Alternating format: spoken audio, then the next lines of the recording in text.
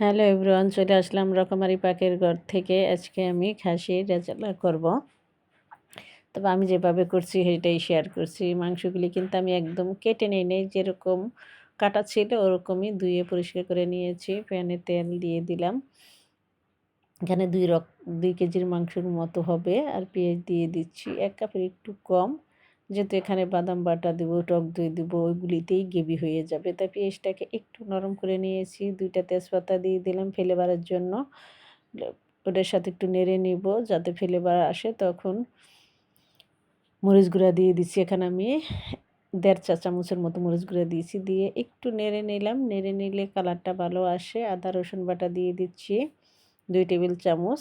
আমি হাত দিয়ে আদা রসুন বাটাটা ঠিক করছিলাম, সেজন্য আমি হাত দিয়েই দিয়ে দিলাম। ব্যাড মন্তব্য কেউ করবেন না। তারপর নেড়ে নিচ্ছি। নেড়ে নিয়ে এই যে মাংসগুলি কিন্তু দিয়ে দিয়েছি। দিয়ে এবার ভালো করে এটাকে কষিয়ে নিতে হবে। 4 টুকরা দারচিনি দিয়ে দিচ্ছি। এলাচটা একটু পরে দিব। আর এখানে কিন্তু আমি টক দই ফেটে রেখেছি 1/2 কাপের মতো। কাজু বাদাম, পেস্তা বাদাম, কাজু বাদাম, কাঠবাদাম বেটে রেখেছি 2 টেবিল চামচের মতো হবে। তারপর দিয়ে দিচ্ছি আপনার পরিমাণ মতো লবণ।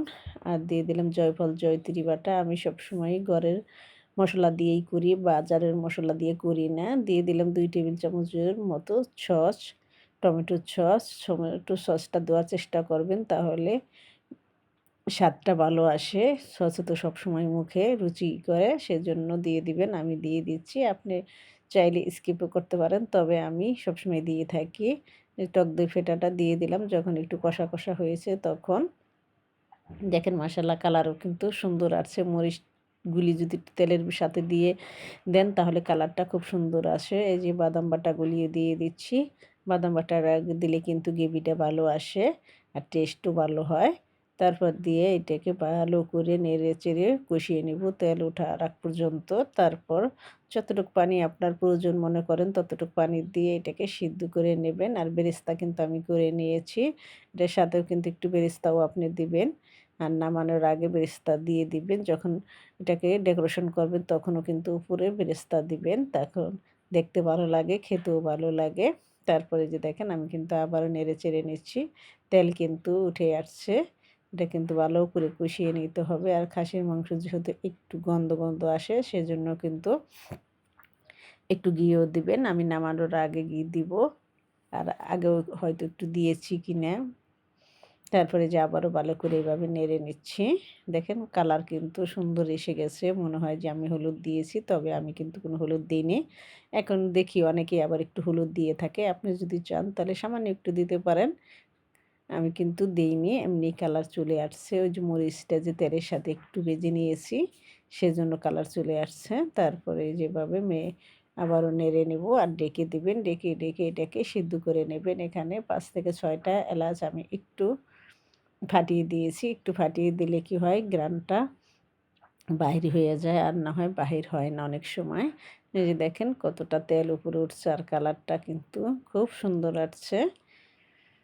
এটা দেখলে কিন্তু যে কোনো কারোরই খেতে ইচ্ছা করবে, ঠিক না?